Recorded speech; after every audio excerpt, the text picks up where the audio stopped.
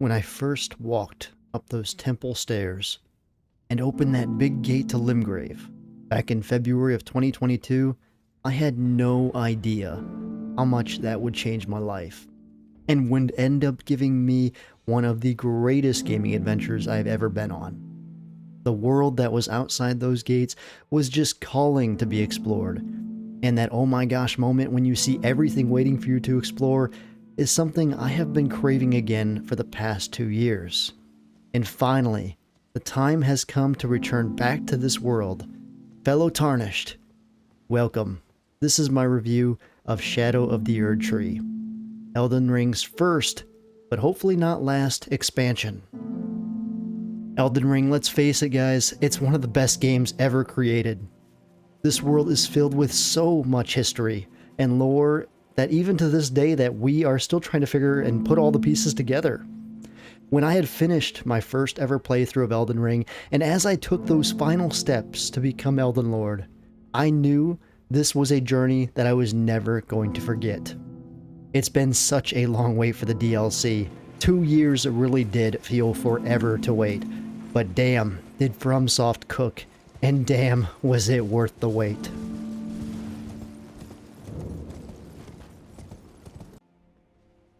As I walked into the lands of Shadow for the first time, I had the same exact feeling that I initially did when I first stepped into Limgrave for the first time. I knew right then and there that this DLC was going to be incredible. All I could do was just pan the camera around, looking at the various mysterious locations in the distance. I saw an Erdtree that had a mysterious type of sap dripping from it, a temple, a ruins in the distance as well. I knew that this was a massive DLC when I saw everything out there. At first, I felt overwhelmed with where to even begin. But then I thought about how I approached the base game, and I took it slow. I marked out areas of interest that had some interesting aspects to them, and I headed out to investigate them. I soon found out as I explored that this DLC was the size of Limgrave, like Miyazaki had originally said. He only forgot to tell us, though, that it's the size of 4 Limgraves stacked on top of each other. The most common thing I found myself saying while going through this DLC is, okay, how the heck do I get down there, or how can I even get up there? The level design almost felt like Dark Souls 1 in a way, and even some elements of Dark Souls 2 as well. This did not even feel like Elden Ring design. When I played Elden Ring, I felt like I was just in an open world, and if I saw a location, I could easily ride in that direction and eventually get to it. In Shadow of the Erdtree, that is flipped on its head, literally. So many times I would see the area on the map and think it's nearby, but in reality, the only way to get to the said area was to go in a completely opposite direction and end up getting there way later on. The map, I'm not going to lie, was probably the hardest boss of all in this DLC. I think FromSoft should have maybe layered the map in the pause menu like in the base game so that we could see the layers better. I think that would have solved a lot of confusion, but at the same time, I really enjoyed the confusion.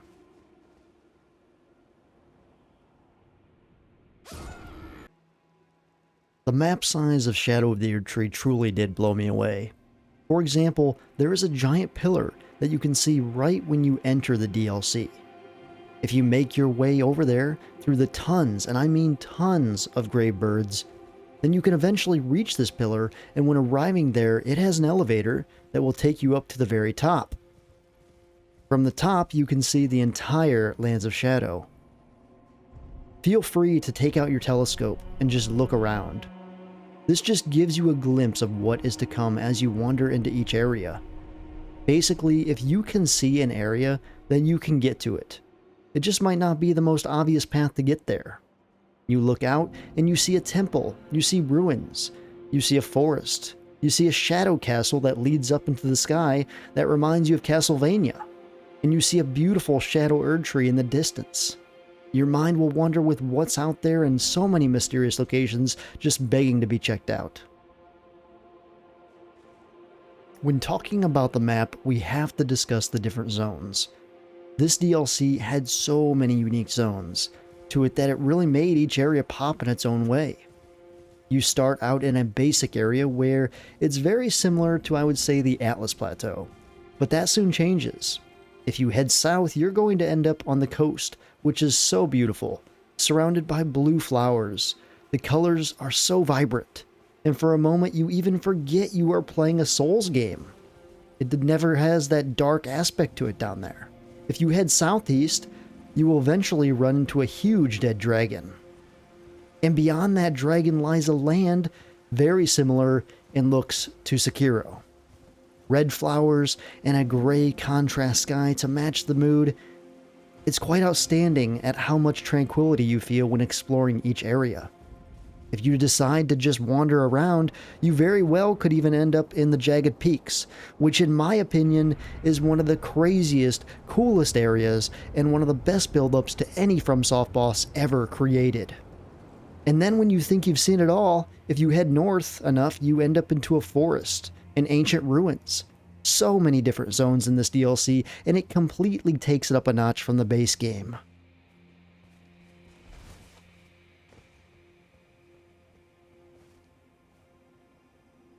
Now, while the map is huge and beautiful at the same time, there were so many missed opportunities I felt. For example, the giant finger ruins you can come across are just a bunch of empty space. They could have at least had some type of boss or dungeon included in these ruins. Like, imagine if at each ruin site you find an elevator that takes you down to an underground area, much like what we had in base Elden Ring. The feeling of discovering the underground city in the base game is really something that was missing here in the DLC. That would have been mind-blowing if they would have just used those ruins for something like that. I just feel that this was a huge missed opportunity here. Also, there were some other areas that just felt empty. Some areas only had a cookbook in them and that was it. The Poison Swamp, for example, was so empty.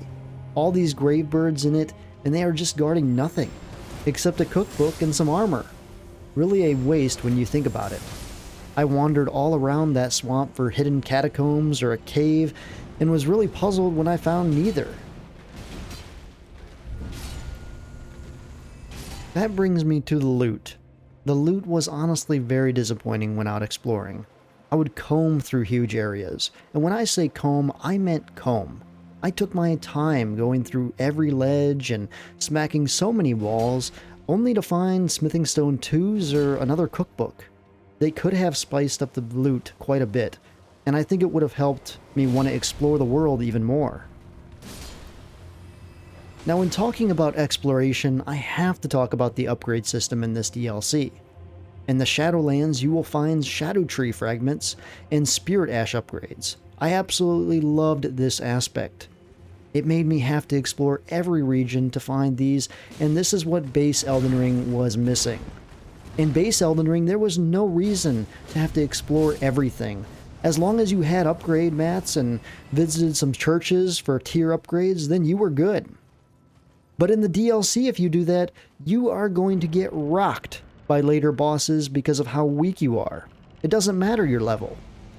You could be level 300 or 700. I really enjoyed this system. I just wish this was a randomly generated and in new places every time you would start a new character in the DLC. Imagine if you could not look up the locations for these, and every playthrough you have to explore everything to find them. That would have taken this whole game to a completely whole new level. Definitely looking forward to the new randomizer mods when they drop, as I think that will make this DLC even better. Let's talk about weapons and spells and all that fun stuff. So when the trailer initially for Shadow of the Erdtree dropped, it promised us so many weapons and spells and Ashes of War, so did it deliver? I would say yes. After playing through and collecting basically everything in the Lands of Shadow, I can say I have so many cool and unique weapons. More big swords, more giant hammers, a lot of different types of katanas, new backhand blades, new curved swords, new throwing type weapons, and even martial arts, and so many more powerful Ashes of War. It's pretty wild with how great they delivered with all the new weapons and spells. There is still so much that I have yet to play with and test, but with that, I have put together some clips of my favorites for you guys, so enjoy.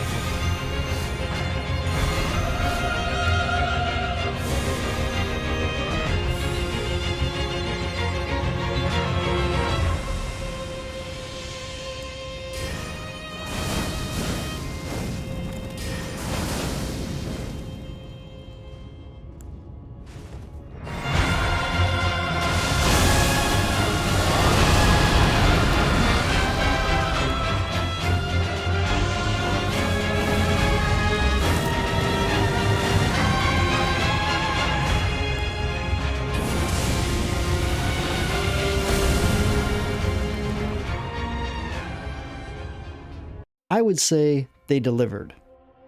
When it comes to the new armors, I was also pretty happy with what they gave us. I do wish, though, we could customize colors to any outfit, though. That's still one thing that's missing from Elden Ring. Then it could honestly make it an amazing ultimate customizer if they added that.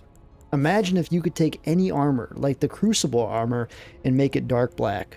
I just wish this was a thing so bad. I will say, though, they gave us some pretty sweet new armors, though. Some highlights are the Death Knight set, the Warrior sets, and the Divine Bird set, so I'm thankful for that.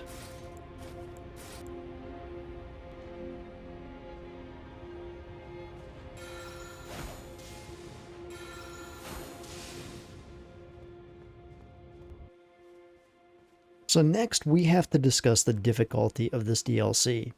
I have heard so many people say this is the hardest DLC FromSoft has ever made, but I have to disagree. I still think Dark Souls 3 had some of the hardest bosses in a DLC to date. Sister Fried, Midir, and Slave Knight Gale are some of the hardest Souls bosses ever created in my opinion. Now I will say the final boss to Shadow of the Erdtree was super difficult.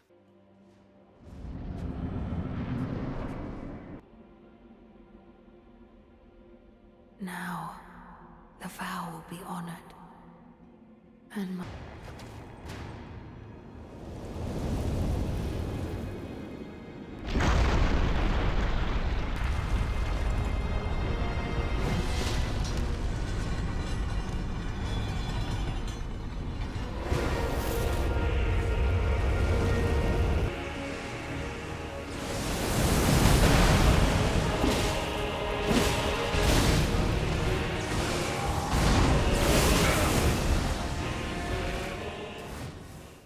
But after beating him a third time, I can easily say DS3 was way harder. I was a little disappointed that there was not a secret boss like Millennia in this DLC. After I beat the final boss and there was no credits, I went out exploring for a hidden boss and never found one.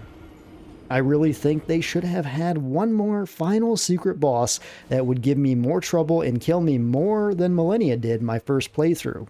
Another missed opportunity, in my opinion here. I do have to mention, though, that Shadow had some really cool bosses. And as always, their boss music is so good. I just wish more of these bosses had cutscenes. Rellana, for example, should have had a cutscene for how epic of a boss she was. I also have to mention here, when it comes to Mesmer, I'm honestly shocked at how there was no build-up to that boss fight. I actually came across him by accident in my Let's Play. And I was blown away with how I could just randomly come up to his door and walk in. I felt as if I was a pizza delivery man, just walking into someone's house and realizing last moment that I did not even belong there and left. The big thing about the Mesmer fight, though, is that it is really a wake-up call that this DLC is not over yet, and there is so much more to come, which I thought that was a pretty interesting way to design Mesmer. Last thing I want to cover today is performance for the DLC. Shadow of the Erdtree pushes the boundaries of what's possible in game design. The visuals are breathtaking with amazing designed environments, realistic lighting, and character models that are both detailed and expressive. The sound design complements the visuals perfectly with a hauntingly beautiful score, and the sound effects that enhance the immersive experience. I mean, just listen to some of this boss music.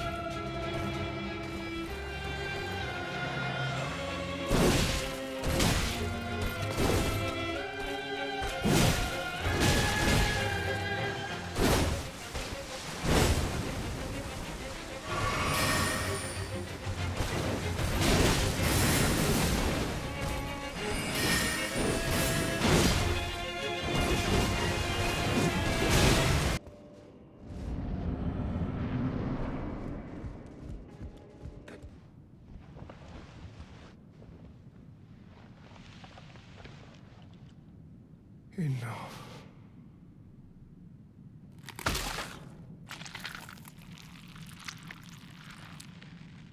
I ask you forgive me, dearest Nanaya.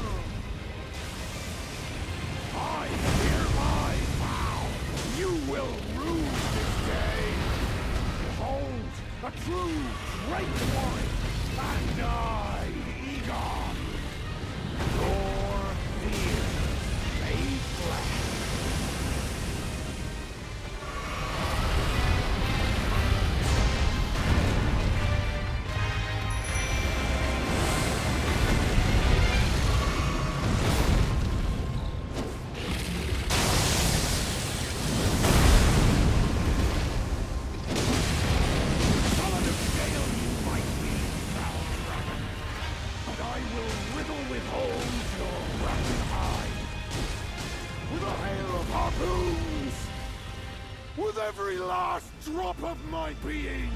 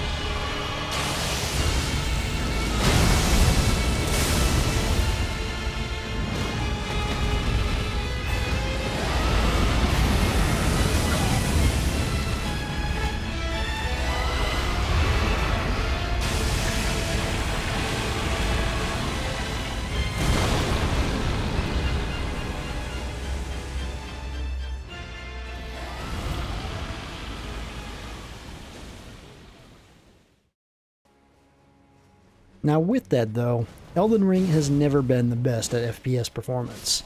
I play on a pretty powerful PC, in many areas I was struggling to stay at even 60 FPS. I think the optimization could have for sure been better, but considering how much detail and particle effects this game has, I do think it ran very well.